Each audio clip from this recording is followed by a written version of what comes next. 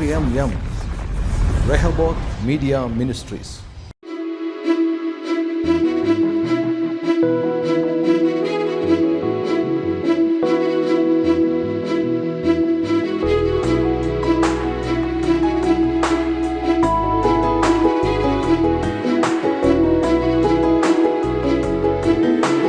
ಆರಾಧನೆ ಯೇಸುವಿಗೆ ನಮಸ್ಕರಿಸುವೆ ಪ್ರಿಯನೇ. ತೇಜಸ್ಸಲ್ಲಿ ನಿನ್ಮುಖವು ಹೃದಯದಲ್ಲಿ ಆನಂದವೇ. ಆರಾಧನೆ ಯೇಸುವಿಗೆ ನಮಸ್ಕರಿಸುವೆ ಪ್ರಿಯನೇ. ತೇಜಸ್ಸಲ್ಲಿ ನಿನ್ಮುಖವು ಹೃದಯದಲ್ಲಿ ಆನಂದವೇ. ನನ್ನ ಕಣ್ಣೀರು ನಿನ್ನ ಕರದಿ ಒರೆಸಿದು ಅರಿತೇನು ನಾ. ನನ್ನ ಕಣ್ಣೀರು ನಿನ್ನ ಕರದಿ ಒರೆಸಿದು ಅರಿತೇನು ನಾ. ಆರಾಧನೆ ಯೇಸುವಿಗೆ ನಮಸ್ಕರಿಸುವೆ ಪ್ರಿಯನೇ. ತೇಜಸ್ಸಲ್ಲಿ ನಿನ್ಮುಖವು ಹೃದಯದಲ್ಲಿ ಆನಂದವೇ.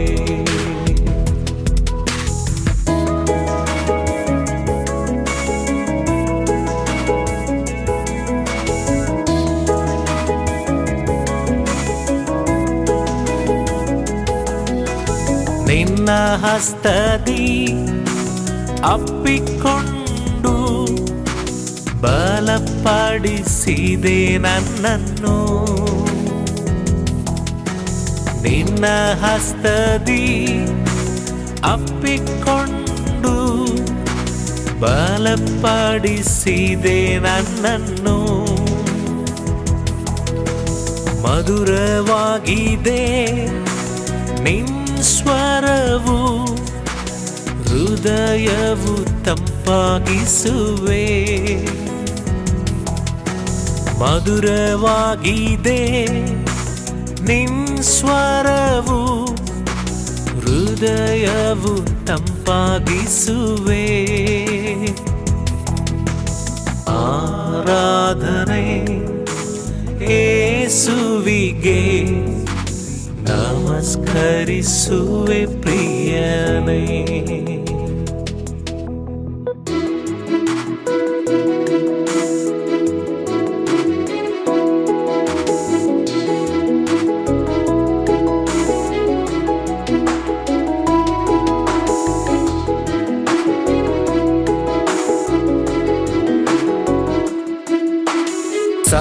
ಸಮ್ಮುಖದಲ್ಲಿ ಬಾಲಲಿನ ಪಾದವನ್ನು ಚುಂಬಿಸುವೆ. ಸಮ್ಮುಖದಲ್ಲಿ ಬಾಲಲಿನ ಪಾದವನ್ನು ಚುಂಬಿಸುವೆ. ಆರಾಧನೆ ಯೇಸುವಿಗೆ ನಮಸ್ಕರಿಸುವೆ ಪ್ರಿಯನೇ. ತೇಜಸ್ಸಲ್ಲಿ ನಿನ್ಮುಖವು ಹೃದಯದಲ್ಲಿ ಆನಂದವೇ. ನನ್ನ ಕಣ್ಣೀರು ನಿನ್ನ ಕರದಿ ಒರೆಸಿದು ಅರಿತೇನು ನಾ.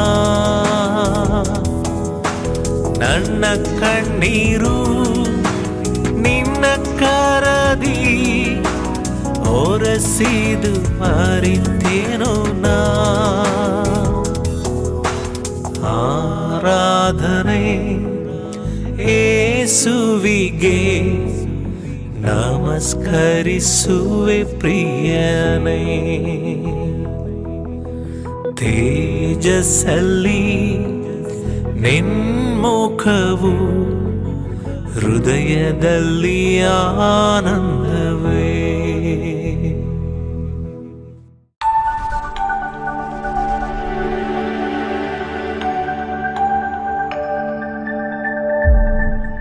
ಜೀವವಾಕ್ಯ ಕಾರ್ಯಕ್ರಮಕ್ಕೆ ಸ್ವಾಗತ ಬಯಸ್ತಾ ಇದ್ದೇವೆ. ಬನ್ನಿರಿ ಪ್ರಿಯರೇ, ಇವತ್ತಿನ ದಿವಸ ದೇವರ ವಾಕ್ಯವನ್ನು ನಾವು ಧ್ಯಾನ ಮಾಡಲಿಕ್ಕಿದ್ದೇವೆ. ಇವತ್ತಿನ ಒಂದು ವಿಷಯ ಭಾಳ ವಿಚಿತ್ರವಾದದ್ದು ಮತ್ತು ವಿಸ್ಮಯವಾದದ್ದು ಮತ್ತು ಅದೇ ಸಂದರ್ಭದಲ್ಲಿ ಆಧ್ಯಾತ್ಮಿಕವಾದದ್ದು ಮತ್ತು ಪ್ರಾಯೋಗಿಕವಾದದ್ದು. ಇವತ್ತಿನ ವಿಷಯ ಏನಂದರೆ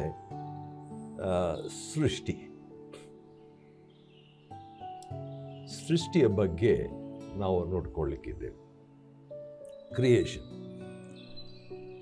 ಈ ಸೃಷ್ಟಿಯ ಬಗ್ಗೆ ಹೇಳಬೇಕಾದ್ರೆ ವಿಶ್ವದ ಬಗ್ಗೆ ಕೂಡ ನಾವು ಸ್ವಲ್ಪ ಯೋಚನೆ ಮಾಡ್ಬೋದು.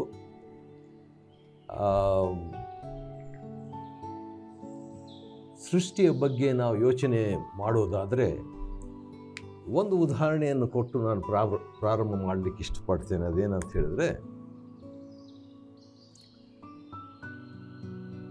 1977ರಲ್ಲಿ, ಇನ್ನು ಕರೆಕ್ಟಾಗಿ ಹೇಳಬೇಕಾದ್ರೆ 20ನೇ ತಾರೀಕು ಆಗಸ್ಟ್ ತಿಂಗಳು, ಏನೋ ಒಂದು ನಡೆಯಿತು. ಅದೇನಂತ ಹೇಳಿದ್ರೆ, ನಾಸಾದವರು ಒಂದು ವಾಯುವಿನಲ್ಲಿ, ಸ್ಪೇಸ್ನಲ್ಲಿ ಒಂದು ವಾಹನವನ್ನು ಕಳಿಸ್ಕೊಟ್ರು. ಯಾವಾಗ 1977ರಲ್ಲಿ ಆಗಸ್ಟ್ 20ನೇ ತಾರೀಕು ನಾಸಾದವರು ಕಳಿಸಿದಂಥ ಆ ಒಂದು ವಾಹನ ಅಂತ ಹೇಳ್ಬೋದು, ವಾಯುವಾಹನ ಅಂತ ಹೇಳ್ತೀನಿ ರೀ ಸಿಂಪಲ್ ಆಗಿ. ಸ್ಪೇಸ್ ಒಂದು ರಾಕೆಟ್ ಅಂತ ಹೇಳೋಣ ಸಾಮಾನ್ಯ ವ್ಯಕ್ತಿಗೆ. ಅದನ್ನು ಕಳಿಸಿ ಇನ್ನೂ ಅದು ತಲುಪಲಿಲ್ಲ ಅಂತ ವಿಶ್ವವನ್ನು. ಈ ವಿಶ್ವದ ಆಚೆ ಅದು ಹೋಗ್ತಾನೇ ಇದೆ. ಎಷ್ಟು ವರ್ಷ ಆಯಿತು ಅಂತ ಹೇಳ್ಬಿಟ್ಟು ನೋಡುವಾಗ ಈಗಾಗಲೇ 46 ವರ್ಷ ಆಗೋಯ್ತು ರೀ. 46 ವರ್ಷಗಳು ಹೋಗ್ತಾನೇ ಇದೆ. ಮತ್ತು 46 ವರ್ಷಗಳು 4 ತಿಂಗಳಾಗೋಯ್ತು, ಸುಮಾರು 19 ದಿನಗಳಾದವು. ಇನ್ನೂ ಕೂಡ ಆ ಒಂದು ವಾಯುವಾಹನ ಹೋಗ್ತಾ ಇದೆ ಅಂತ್ರಿ. ಅದರ ಸ್ಪೀಡು ಎಷ್ಟಿರ್ಬೋದು ಅಂತ ಹೇಳ್ಬಿಟ್ಟು ಗೆಸ್ ಮಾಡಿದರೆ ಅದರ ವೇಗ 35,000 ಮೈಲ್ಗಳು, 35,000 ಮೈಲ್ಸ್ ಪರ್ ಅವರ್, ಒಂದು ತಾಸಿಗೆ. ಹಾಗಾದರೆ ನೋಡ್ರಿ, ಅದರ ಆ ವಾಹನ ಮನುಷ್ಯ ಕಳಿಸಿದ್ದು ಆಚೆ ಕಡೆ ತಲುಪುವಂತೆ ಅದು ಹೋಗ್ತಾ ಇದೆ. ಸುಮಾರು ನಮ್ಮ ಇನ್ನೂ ಚಿಕ್ಕದಾಗಿ ಹೇಳಬೇಕಾದ್ರೆ 15 ಕಿಲೋಮೀಟ್ರು ಒಂದು ಸೆಕೆಂಡಿಗೆ, ಅಷ್ಟು ವೇಗವಾಗಿ ಸ್ಪೀಡಾಗಿ ಅದು ಹೋಗ್ತಾ ಇದೆ. 46 ವರ್ಷಗಳಿಂದ ಹೋಗ್ತಾ ಇದೆ, ಇನ್ನೂ ಆಚೆ ಕಡೆ ತಲುಪಲಿಲ್ಲ ಅಂತ. ಇದು ಆಶ್ಚರ್ಯ ಅಲ್ಲವೇ? ಹಾಗಾದರೆ ದೇವರು ತಾನು ಮಾಡಿದಂಥ ಸೃಷ್ಟಿ ಬಹಳ ದೊಡ್ಡದು, ಬಹಳ ಅಗಮ್ಯವಾದದ್ದು ಅಂತ ಹೇಳಿ ನಾನು ಪ್ರಾರಂಭ ಮಾಡಲಿಕ್ಕೆ ಇಷ್ಟಪಡ್ತೇನೆ. ಸರಿ, ಇದು ಒಂದು ಉದಾಹರಣೆ. ಇಂಥದ್ದು ಬಹಳ ಕೊಡ್ಬೋದು. 1977ರಲ್ಲಿ ನಾಸಾದವರು ಕಳಿಸಿದಂಥ ಆ ವಾಯುಮಂಡಲದ ವಾಹನ, ಆ ಸ್ಪೇಸ್ ಕ್ರಾಫ್ಟು ಹೋಗ್ತಾನೇ ಇದೆ. ಅದರ ವೇಗ ಬಹಳ ಇದ್ರೂ ಕೂಡ ಇನ್ನೂ ಅದು ಆಚೆ ಕಡೆ ತಲುಪಲಿಲ್ಲ ಅಂತ ವಿಶ್ವವನ್ನು. ಅದರಲ್ಲಿನೇ ತಿಳ್ಕೊಳ್ತೀವಿ ಹಾಗಾದರೆ ಸೃಷ್ಟಿಯ ಒಂದು ಶ್ರೇಷ್ಠತೆ ಏನಿದೆ ಅಂತ ಹೇಳ್ಬಿಟ್ಟು, ಸೃಷ್ಟಿಯ ಅಗಮ್ಯತೆ, ಸೃಷ್ಟಿ ಎಂಬುದು ಅಪಾರವಾದದ್ದಂತ ಕೂಡ ಹೇಳ್ಬೋದು. ಈ ಬಗ್ಗೆ ದೇವರ ವಾಕ್ಯದಲ್ಲಿ ಆದಿಕಾಂಡ 1ನೇ ಅಧ್ಯಾಯ 1ನೇ ವಚನದಲ್ಲಿ ದೇವರು ಅಥವಾ ಸೃಷ್ಟಿಕರ್ತನು ಭೂಮಿ ಮತ್ತು ಆಕಾಶ, ಭೂಮಿ ಆಕಾಶವನ್ನು ಸೃಷ್ಟಿ ಮಾಡಿದರು.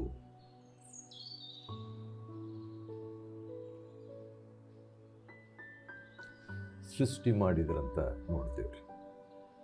ನಾವಿರುವಂಥ ಈ ಭೂಮಿ, ನಾವು ನೋಡುವಂಥ ಆಕಾಶ, ಇವೆಲ್ಲವನ್ನು ಸೃಷ್ಟಿ ಮಾಡಿದಂಥ ದೇವರು.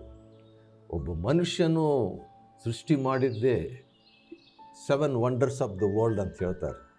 ಲೋಕದ ಅತ್ಯಂತ 7 ಅತಿಶಯಗಳು ಈ ಲೋಕದಲ್ಲಿ ಇದೆ. ಅದು ಆಗಾಗ ಚೇಂಜ್ ಆಗ್ತಿರ್ತದೆ. ಹಳೆ ಕಾಲದಲ್ಲಿ 7 ಇದ್ವು. ಮತ್ತು ಮನುಷ್ಯನು ನಿರ್ಮಿಸಿದ್ದೇ, ಸೃಷ್ಟಿ ಮಾಡಿದ್ದೇ ಅಥವಾ ನಿರ್ಮಿಸಿದ್ದಂತ ಹೇಳೋಣ, ಅದೇ ಆಶ್ಚರ್ಯವಾಗಿದ್ದರೆ ದೇವರು ಸೃಷ್ಟಿ ಮಾಡಿದ್ದು ಇನ್ನಷ್ಟು ಆಶ್ಚರ್ಯವಾಗಿದೆ. ಈ ಬಗ್ಗೆ ಕೀರ್ತನೆಯಲ್ಲಿ ನಾನು ಕೆಲವು ವಾಕ್ಯಗಳನ್ನು ನಿಮಗೋಸ್ಕರವಾಗಿ ಓದಲಿಕ್ಕೆ ಇಷ್ಟಪಡ್ತೇನೆ. ಕೀರ್ತನೆಗಾರನು ಈ ಸೃಷ್ಟಿಯ ಬಗ್ಗೆ ಮಾತನಾಡುವಾಗ ಈ ರೀತಿಯಾಗಿ ಆಶ್ಚರ್ಯ ಪಡ್ತಾನೆ. ಆಕಾಶವು, 1ನೇ ವಚನದಲ್ಲಿ, ಆಕಾಶವು ದೇವರ ಮಹಿಮೆಯನ್ನು ಅಥವಾ ಪ್ರಭಾವವನ್ನು ಪ್ರಚುರಪಡಿಸ್ತದೆ. ಗಗನವು ದೇವರ ಕೈಕೆಲಸವನ್ನು ತಿಳಿಸುತ್ತದೆ.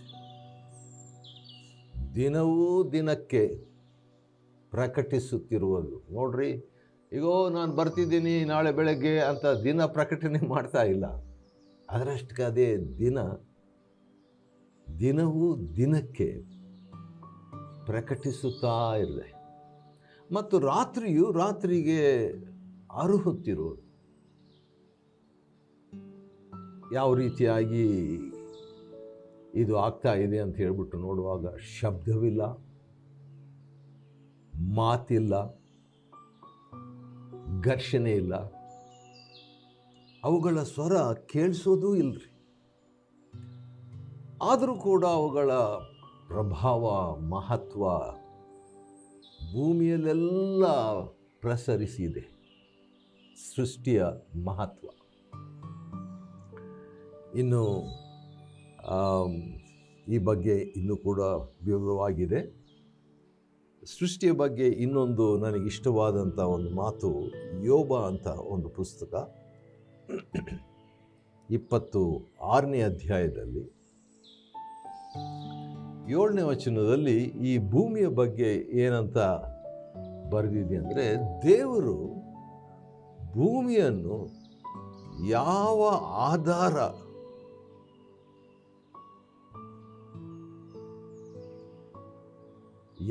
ಆಧಾರವಿಲ್ಲದೆ ತೂಗು ಹಾಕಿದ್ದಾನಂತೆ.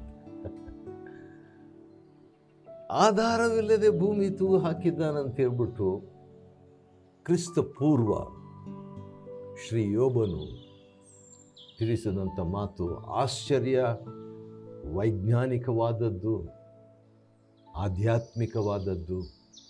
ಸೃಷ್ಟಿಯ ಒಂದು ಮಹತ್ವ ಈ ರೀತಿಯಾಗಿ ನಾವು ನೋಡ್ತಾ ಇದ್ದೇವೆ. ಇನ್ನು ಕೆಲವು ಉದಾಹರಣೆಗಳನ್ನು ನಾನು ಕೊಡಬಲ್ಲೆ ಪ್ರಾಯೋಗಿಕವಾಗಿ. ಅದೇನೆಂದರೆ, ಕಣ್ಣಿನ ಬಗ್ಗೆ, ಕಿವಿ ಬಗ್ಗೆ ಸ್ವಲ್ಪ ಮಾಹಿತಿ ಕೊಡೋಣ ಅಂತಿದ್ದೀನಿ ರೀ. ಯಾಕಂತ ಹೇಳಿದ್ರೆ ಅದರಲ್ಲಿರುವಂಥ ಮಹತ್ವ ಈ ರೀತಿಯಾಗಿದೆ. ಪ್ರತಿಯೊಂದು ಕಣ್ಣಿನ ಬಗ್ಗೆ ನಮಗೆ ಗೊತ್ತು. ಈ ಕಣ್ಣಿನಲ್ಲಿ ಒಂದೊಂದು ಕಣ್ಣು ಕೂಡ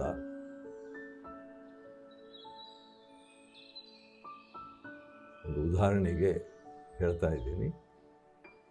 ಕಣ್ಣಿನೊಳಗೆ 130 ಮಿಲಿಯನ್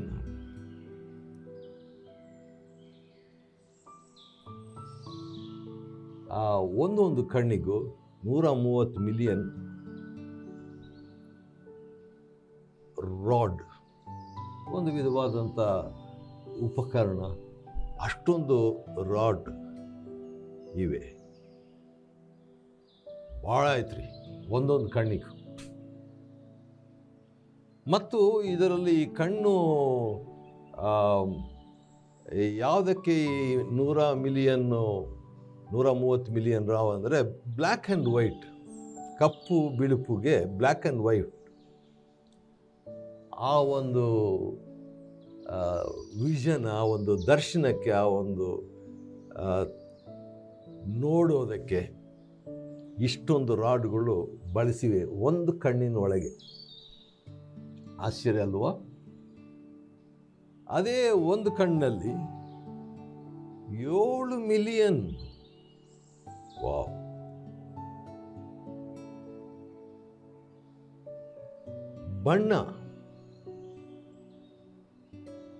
ಬಣ್ಣಗಳ ರಾಡ್ ಇವೆ. ಅಂದರೆ ಬ್ಲ್ಯಾಕ್ ಆ್ಯಂಡ್ ವೈಟ್, ಕಪ್ಪು ಬಿಳುಪು ಮಾಡಲಿಕ್ಕೆ ಅಂತ ಹೇಳ್ಬಿಟ್ಟು ಇಷ್ಟೊಂದು 130 ಮಿಲಿಯನ್ ರಾಡ್ಗಳು ಒಂದು ಕಣ್ಣಿನಲ್ಲಿ. ಮತ್ತು ಬಣ್ಣ ನಮಗೆ ಕಾಣಬೇಕು, ಇದು ಬಿಳಿದು, ಇದು ಕೆಂಪು ಅಥವಾ ಕಪ್ಪು ಅಥವಾ ಹಸಿರು, ಬೇರೆ ಬೇರೆ ಬಣ್ಣಗಳನ್ನು ಸೂಚಿಸುವಂಥ ಒಂದು ನೋಟ, ಒಂದು ವಿಷನ್, ಅದು 7 ಮಿಲಿಯನ್ ಅಷ್ಟು ಉಪಕರಣಗಳು ದೇವರು ಆ ರಾಡ್ಗಳನ್ನು ನಮ್ಮ ಒಂದು ಕಣ್ಣಲ್ಲಿಟ್ಟಿದ್ದಾರೆ. ಇದು ವೈಜ್ಞಾನಿಕವಾದದ್ದು.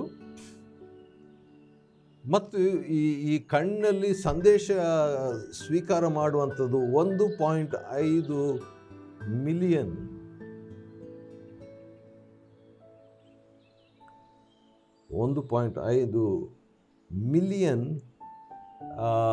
ಸಂದೇಶಗಳನ್ನು ಅದು ಸ್ವೀಕಾರ ಮಾಡ್ತೈತಂತೆ ಒಂದೇ ಸಮಯ.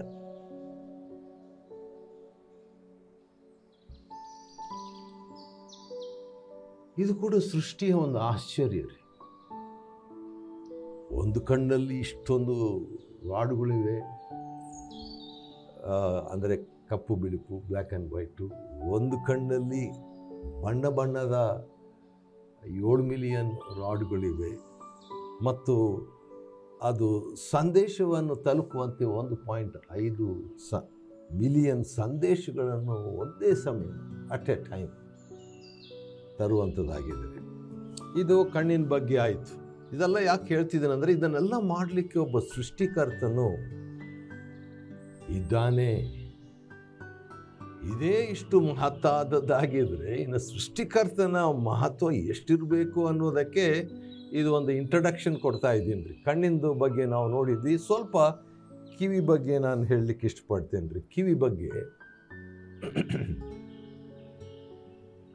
ಒಬ್ಬ ಮಾನವನ ಕಿವಿಯಲ್ಲಿ ಆ ಧ್ವನಿ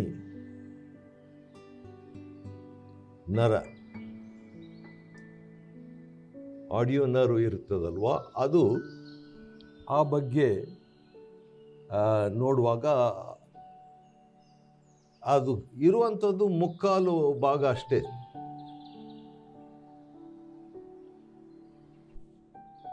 ಆದರೆ ಅದರಲ್ಲಿ ಇರುವಂಥ ಒಂದು, ಈ ಭಾಷೆಯಲ್ಲಿ ಹೇಳಬೇಕು, ವಿದ್ಯುತ್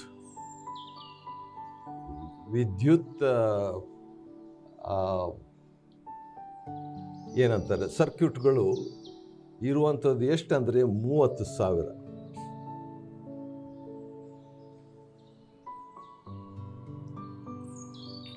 ಇರೋದು 3/4 ಇಂಚು ಆಡಿಯೋ ನರ ಕಿವಿಯಲ್ಲಿ ಇರುವಂಥದ್ದು. ಆದರೆ ಅದರೊಳಗೆ ಸೃಷ್ಟಿಕರ್ತನು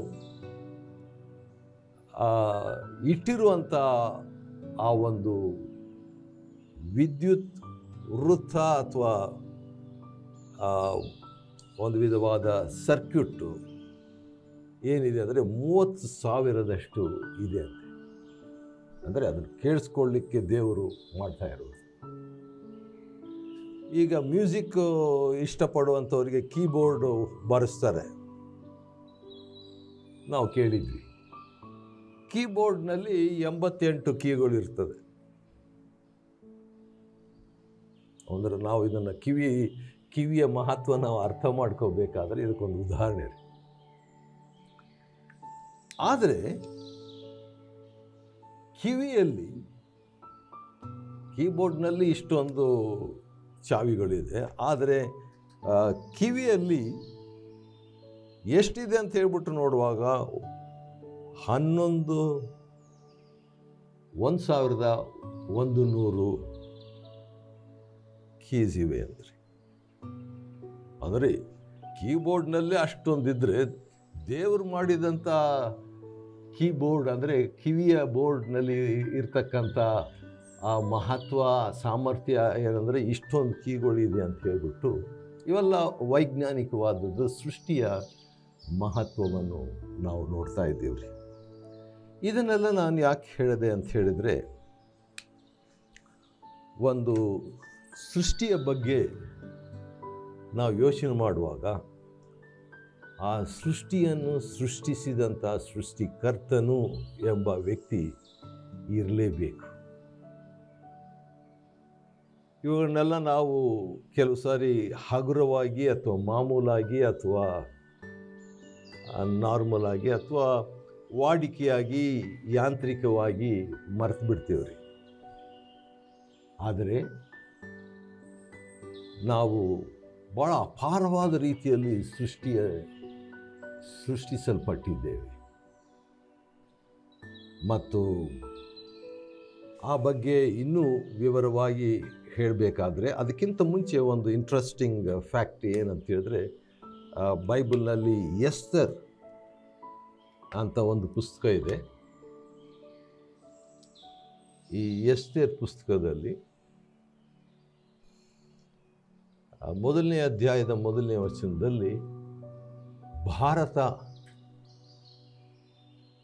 ಅಥವಾ ಹಿಂದೂಸ್ತಾನ್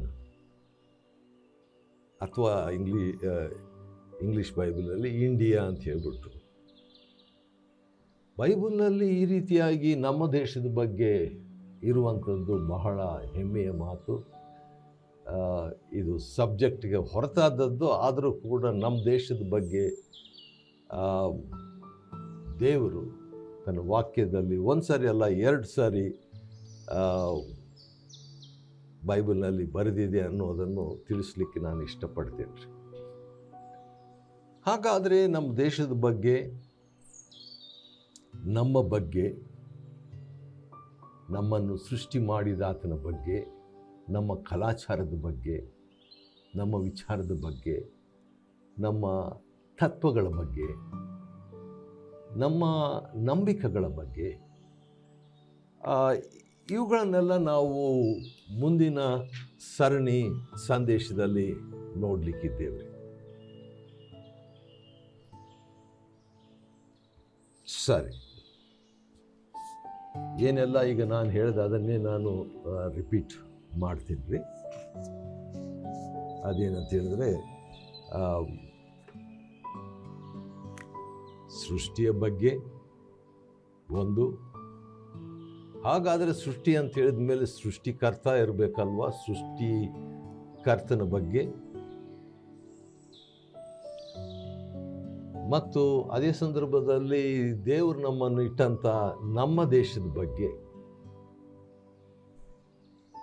ಮತ್ತು ನಮ್ಮ ಜನರ ಬಗ್ಗೆ ಮತ್ತು ಅದೇ ಸಂದರ್ಭದಲ್ಲಿ ಕಲಾಚಾರದ ಬಗ್ಗೆ,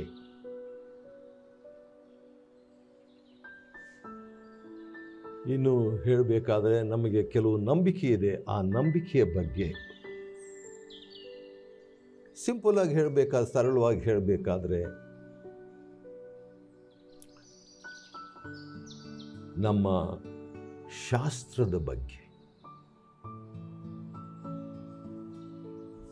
ನಮ್ಮ ಶಾಸ್ತ್ರಗಳ ಬಗ್ಗೆ, ಶಾಸ್ತ್ರ ಅಂತ ಹೇಳಿದ ಮೇಲೆ ನಾವು ನಂಬುವ ಗ್ರಂಥದ ಬಗ್ಗೆ ಅಥವಾ ದೈವಜ್ಞಾನದ ಬಗ್ಗೆ ನಾವು ಇಷ್ಟೆಲ್ಲ ವಿಷಯಗಳನ್ನು ಮುಂದಿನ ಕೆಲವು ಸರಣಿ ಸಂದೇಶಗಳಲ್ಲಿ ನಾವು ಧ್ಯಾನ ಮಾಡಲಿಕ್ಕಿದ್ದೇವೆ. ಸ್ವಲ್ಪ ವಿಚಿತ್ರವಾದಂಥ ರೀತಿಯಲ್ಲಿ ಇರುವಂಥ ವಿಷಯ ಇದು. ಈ ತರಬೇತಿಯ ಮುಖಾಂತರವಾಗಿ ದೇವರ ವಾಕ್ಯ ಮತ್ತು ಅದೇ ಸಂದರ್ಭದಲ್ಲಿ ಹಿನ್ನೆಲೆ, ಅಂದರೆ ಒಂದು ಬ್ಯಾಕ್ಗ್ರೌಂಡ್, ದೇವರ ವಾಕ್ಯ ಅಂತ ನಾವು ಕೇಳಿಸ್ಕೊಳ್ತಾ ಇದ್ವಿ. ಹಾಗಾದರೆ ಸೃಷ್ಟಿಕರ್ತನ ಹಿನ್ನೆಲೆ ಏನಾಗಿದೆ, ದೇಶದ ಒಂದು ಹಿನ್ನೆಲೆ, ನಮ್ಮ ಜನರ ಒಂದು ಹಿನ್ನೆಲೆ, ಕಲಾಚಾರದ ಬಗ್ಗೆ ಹಿನ್ನೆಲೆ, ನಮ್ಮ ನಂಬಿಕೆ ನಾವು ಹೊಂದಿರೋದಕ್ಕೆ ಆ ಹಿನ್ನೆಲೆ ಏನಿದೆ, ನಮ್ಮ ಶಾಸ್ತ್ರಗಳು ಅಥವಾ ಗ್ರಂಥಗಳು, ಇವುಗಳ ಒಂದು ಹಿನ್ನೆಲೆ ಏನಾಗಿದೆ ಅನ್ನುವಂಥದ್ದನ್ನು ನಾವು ನೋಡಿಕೊಳ್ಳಲಿಕ್ಕಿದ್ದು. ಆವಾಗ ನಮಗೆ ಒಂದು ವಿಶಾಲ ಮಾಹಿತಿ ನಮಗೆ ಸಿಗ್ತದ್ರಿ. ಆದ್ದರಿಂದ ಇಂಥ ತರಬೇತಿನ ಮುಖಾಂತರ ಅಧ್ಯಯನವನ್ನು ನಿಮಗೆ ಸಮರ್ಪಿಸುವಾಗ ಈ ಬಗ್ಗೆ ನಿಮ್ಮ ವಿಚಾರಗಳು, ನಿಮ್ಮ ಅಭಿಪ್ರಾಯಗಳು ನಮಗೆ ಕರೆ ಮಾಡಿ ತಿಳಿಸಿ ಅಥವಾ ಬರೆದು ತಿಳಿಸಿ, ಅದು ನಮಗೆ ಪ್ರಯೋಜನಕಾರಿಯಾಗ್ತದೆ. ಈಗ ನಾವು ಸೃಷ್ಟಿಕರ್ತನಿಗೆ ಒಂದು ಚಿಕ್ಕ ಪ್ರಾರ್ಥನೆ ಮಾಡಿಕೊಳ್ಳೋಣ. ದೇವ್ರ ಜೊತೆಗೆ ಮಾತನಾಡೋದಕ್ಕೆ ಪ್ರಾರ್ಥನೆ ಅಂತ ಹೇಳ್ತೀವಿ. ಪ್ರಾರ್ಥನೆ. ಪ್ರೀತಿ ಸ್ವರೂಪನಾದ ತಂದೆಯೇ, ಪರಲೋಕ ಭೂಲೋಕಗಳ ಒಡೆಯನಾದ ಸೃಷ್ಟಿಕರ್ತನೆ, ಅನೇಕ ವಿಷಯಗಳನ್ನು ನಿನ್ನ ಸೃಷ್ಟಿಯ ಬಗ್ಗೆ, ಕಿವಿ, ಕಣ್ಣು, ಸೂರ್ಯ, ಚಂದ್ರ, ನಕ್ಷತ್ರ ಇತ್ಯಾದಿಗಳ ಬಗ್ಗೆ ನಾವು ಧ್ಯಾನ ಮಾಡಿಕೊಂಡೆವು. ಇನ್ನು ಮುಂದೆ ನಿನ್ನ ಬಗ್ಗೆ ಕೂಡ ನಾವು ಧ್ಯಾನಿಸುವಂತೆ ನಮಗೆ ಕೃಪೆ ಕೊಡು. ನಮ್ಮ ಪ್ರಿಯ ವೀಕ್ಷಕರ ಅವಶ್ಯಕತೆಗಳನ್ನು ನೆರವೇರಿಸು. ನೀನು ಮಹಿಮೆ ಹೊಂದು. ಯೇಸು ಕರ್ತನ ಹೆಸರಿನಲ್ಲಿ ಸ್ತೋತ್ರ ಮಾಡಿ ಬೇಡಿದ್ದೇವೆ ತಂದೆ, ಆಮೇಲೆ. ದೇವರು ನಿಮ್ಮನ್ನು ಆಶೀರ್ವದಿಸಲಿ.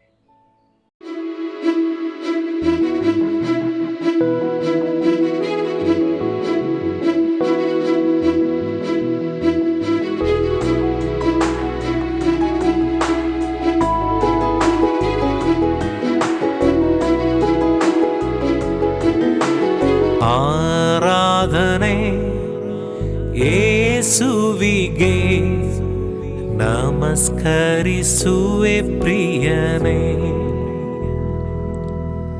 ತೇಜಸ್ಸಲ್ಲಿ ನಿನ್ಮುಖವು, ಹೃದಯದಲ್ಲಿ ಆನಂದವೇ. ಆರಾಧನೆ ಯೇಸುವಿಗೆ, ನಮಸ್ಕರಿಸುವೆ ಪ್ರಿಯನೇ. ತೇಜಸ್ಸಲ್ಲಿ ನಿನ್ಮುಖವು, ಹೃದಯದಲ್ಲಿ ಆನಂದ